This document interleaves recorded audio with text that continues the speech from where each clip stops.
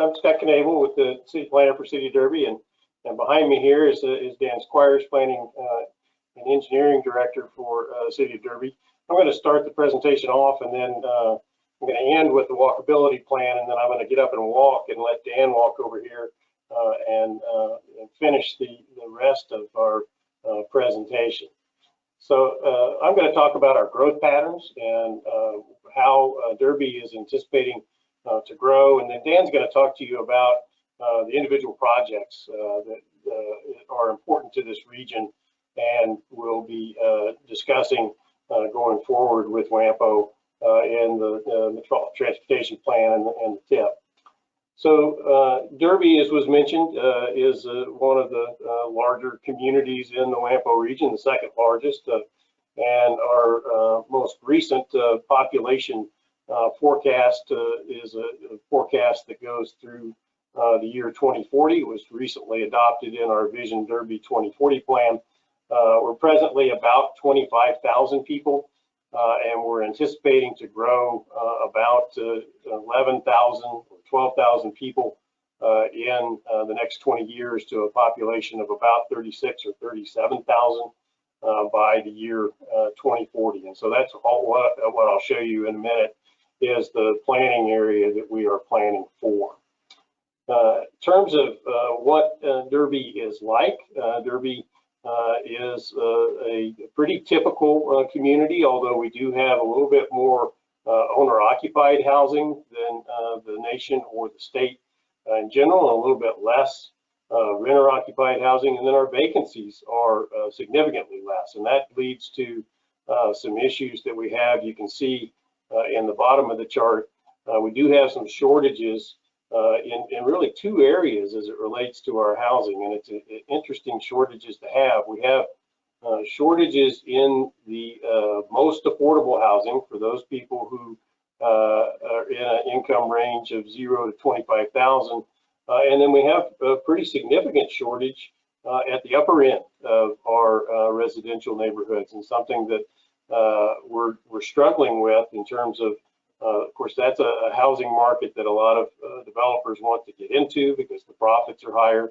And we have meetings with those developers on a pretty regular basis about, where are my opportunities to develop housing in Derby? And we are struggling with finding places where we can provide a full range of economical municipal services to support housing at this upper end. And then you can see in the middle of this chart, we actually have excess of the number of units that we need for some income ranges.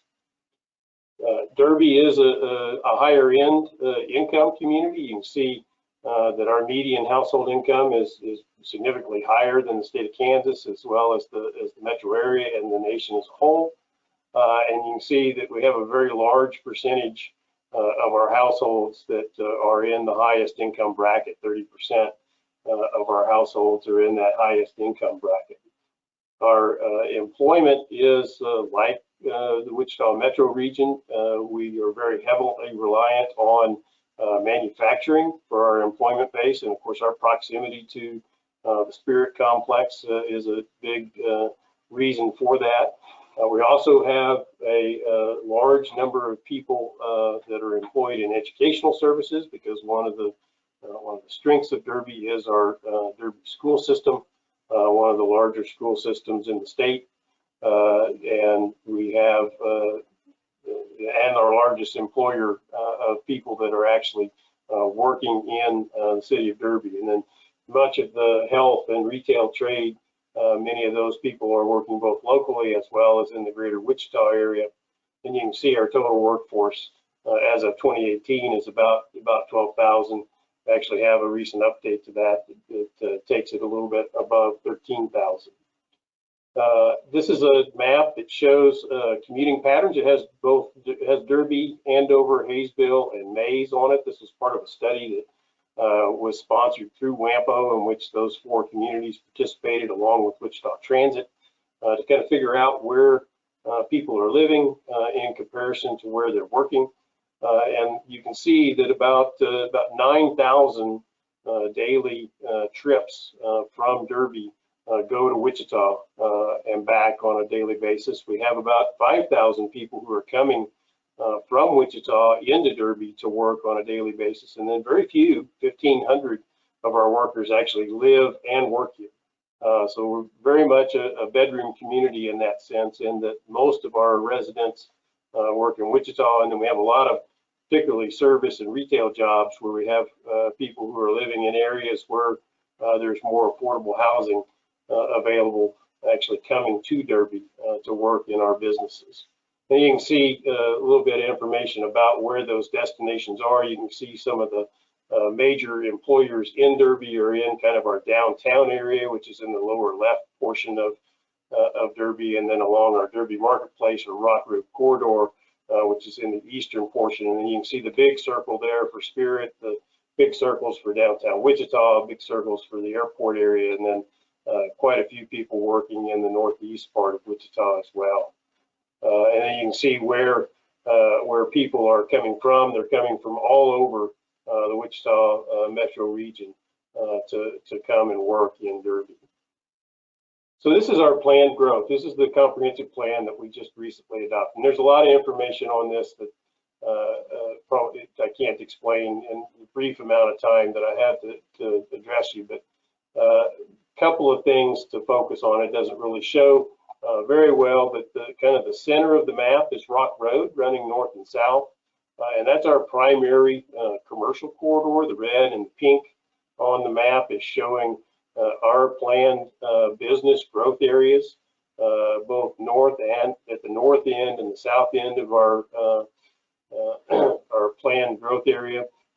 And what we're anticipating is a kind of a new style of development that is, there's been some examples of it in the Wichita area. Andover is doing a little bit of this as well, called mixed use development, where we would have both residential and commercial uses in the same development. They'd not be separated from one another to encourage people to walk from where they reside to the places where they do business. And we anticipate that that type of development would occur along the Rock Road corridor.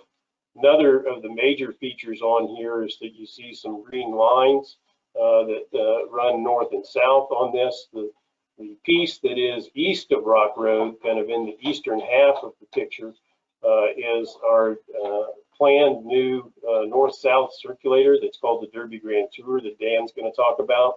You can also see the light blue areas on the east side of our growth pattern. That is major watershed areas where we have large floodplain that has made the Webb Road corridor in the Derby area not traversable. And so we have to find a different way to provide north-south circulation. So that's one of the items that is, from a transportation standpoint, that we will be focusing on quite a bit. And then the final item I'm going to talk about before I turn it over to Dan is the Walkable Development Plan. This was done in partnership with WAMPO. WAMPO helped us fund this plan. And there's a lot of information in this plan, and I think the subcommittee of WAMPO has received a more detailed presentation on this. But the key focus here is that we've identified some priority corridors for us to improve biking and walking, and you can see what those are: Rock Road, Buckner, Patriot, Meadowlark, Madison, as the areas where we need to focus our efforts. So with that, I'm going to turn it over to Dan, and Dan is going to talk about the transportation connections. Good afternoon. I am Dan Squires. I'm the Director of Planning and Engineering here at the City of Derby. I have been involved with WAMPO since about 2004. I started on the Technical Advisory Committee at that point and remain on what's now the Transportation Advisory Committee. So in that time frame, we had a K-15 reconstruction project. It was a traditional KDOT project that got moved to an MPO project as a result of the 2000 census, when a lot of the smaller communities were added to the MPO. That kind of changed a lot of our worlds. We've certainly learned a lot about the requirements for federal transportation planning. Our access to federal funds was certainly more complicated as a result of that. So, in that time, I've had a opportunity to work on a lot of projects. Some of my favorite projects, and I'm just going to go through a few of our WAMPO projects that we've done. We've partnered with Sedgwick County recently on 2 bike path projects in recent years. These are actually over about the last 5 years. The first was aviation pathway. So walkability has always been a big priority in Derby. We've got over 25 miles of hike and bike paths in our community. We've required sidewalks on both sides of the roads in new developments since the mid-90s. So we've got a lot of walkability that we're really proud of. We built a lot of bike paths, but as a result of a study that the WAMPO did, the focus started to become on connecting communities with bike paths and not just connecting internal sites. So aviation pathway was an opportunity to partner with Sedgwick County and connect Derby's bike path system to Wichita. It ran into some challenges. It's a pretty complex project. It's got some barriers like K-15 to get across. And the final piece of that is being constructed now. So that's phase 3 shown in green. And then all of Derby's bike path network will be connected to Wichita's bike path network. Similarly, we partnered with Mulvane in Sedgwick County to construct the Mulvane pathway. It's complete. It was completed late last summer. It's been a very successful project. You can go out almost anytime you want to and see people walking from Derby to Mulvane. So that then connects Mulvane's bike path network to Derby's bike path network, easy for me to say, which now connects to Wichita's bike path network. So you can go all the way from Mulvane into Wichita's network on bike paths. So we're very proud of that. This one in particular also goes by Dekarsky Park, which was not planned at the time we started planning the Mulvane pathway, but is nice access for Mulvane. Dekarsky Park includes a dog park, so people from Mulvane, if they want to, can get on the bike path system, walk their dog to Dekarsky Park, enjoy the park, and walk back. So another project we partnered with Wichita on, had been in the long range plan and then was moved into the TIP, was Whichway ITS, which added the K-15 corridor to Whichway. So we've got cameras and access now and direct message boards along K-15. That was done with WAMPO funding and in partnership with the city of Wichita. Patriot Avenue and K-15 turn lane is a major transportation corridor for us. Our primary existing corridors are just like Scott said, getting to and from Wichita mostly, getting people to work here and getting our people to work there. There's a heavy traffic demand for people to get onto K-15 in the morning and go northbound. What we experienced years ago was that when there was a train on the BNSF Railroad along K-15, one through vehicle would hold up everybody who wanted to turn right to go north on K-15 to go to work. We reconfigured the outside lane to be a right turn only lane, but that results in excessive stacking in the remaining through lane. So this project adds a right turn lane and bids in April. So we're very excited about moving that project forward. A new project that we've just started the design on, that just got added to the TIP, is Nelson Drive realignment. This is the part of a redevelopment effort for the area at 63rd Street and K-15. It's a very underutilized old industrial area. It's got large lots. It's encumbered by the accident potential zone from McConnell Air Force Base. So you can't get traditional B3 or commercial development, retail space. High population densities are not encouraged in that zoning. There's a Menards just off the screen to the right that will be built in the next year or so. So we're expecting a lot more traffic in that area. So this is a great project. We're expecting the preliminary design report here in the next few weeks as the first phase of that. So very exciting WAMPO project there that really has the opportunity to change the complexion of Derby and add some flex space and other opportunities. Rock Road from 55th Street to Freedom is in the long-range transportation plan. That's just an extension of a major commercial corridor for us that connects Derby to East Wichita. That's a major commuter route, and as we've grown, historically converted that to an urban standard. The Derby Grand Tour Scott mentioned is a parkway system that is not just the north-south collector that Scott mentioned to provide a transportation link. It's also intended to be a parkway system that's kind of a statement and connect our parks and green spaces throughout the city. There is some indication in our comprehensive plan too of taking existing corridors and upgrading them so that there's a parkway system that connects many of Derby's premier green spaces together. Patriot Parkway is a concept out of our comprehensive plan that takes 63rd Street through Derby, which is slightly overbuilt, and utilizes some of that space to create a unique new space.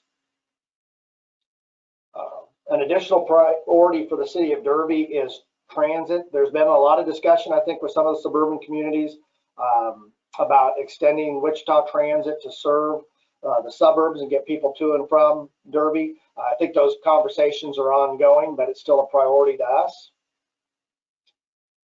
We did do a quiet zone study a couple years ago. There's been a lot of attention drawn to that by Mill Plain's recent publicity of theirs being implemented. So we've got a quiet zone study. Those are pretty complex to do, but it's on our radar, and our next steps are looking, hopefully in the next few years, to be able to implement some of those recommendations and move towards creating a quiet zone along K15 in Derby. So probably Derby's number one, well, I shouldn't say probably, Derby's number one transportation priority is ARC 95. This began with the South Area Transportation Study that was done in 2008 by WAMPO that identified a need for a good east-west corridor in southern Sedgwick County. That study indicated that by 2030, we could expect the existing river crossings to be at capacity. There's several other transportation studies that have been done since then. A Meridian study, a casino transportation plan, and a Broadway study that all kind of made the same recommendations and referenced ARC 95 as a need.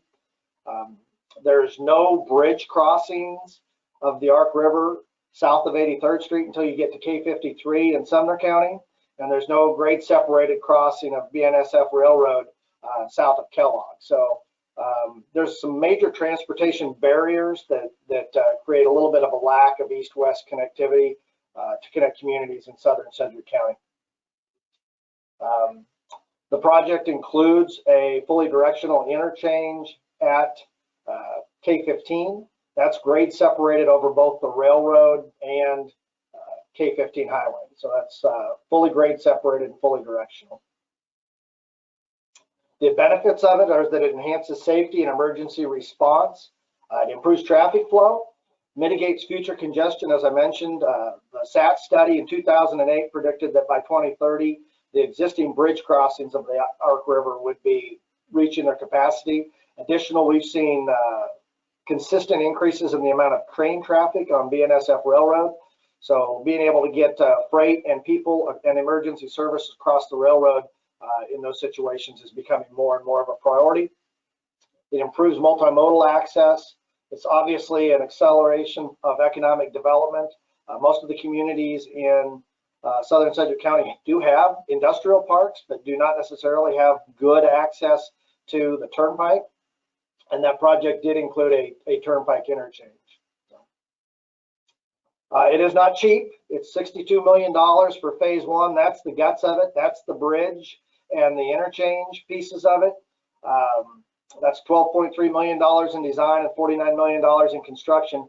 But just to put that in perspective, for a major infrastructure improvement, $62 million is kind of a bargain compared to what you have to pay for some. And part of that is that it's a new corridor, and if you get out ahead of it, you can build the project before right-of-way becomes excessive. As you can see, the total right-of-way cost is only estimated at $700,000. So phase two is about $24 million, and that includes a KTA interchange at 95th Street. So that's not just Derby's priority. There's been a lot of conversation with other communities in the area. They all support ARC 95. As a matter of fact, in the last budget cycle, most of these communities started setting aside funds that might be necessary to move that project forward. Often, if you're applying for a Tiger grant or something like that, you end up hiring a consultant that knows that process and that application process and what is successful in those. better than we do as locals. And so the communities that are interested in it have started setting funds aside to address some of those upfront costs that may be necessary to look for grant funding. So again, Derby's transportation priorities from regional significance standpoint definitely are K-15 and Rock Road as existing corridors and ARC-95 in the future. So, and I think Scott or I would be happy to answer any questions that anybody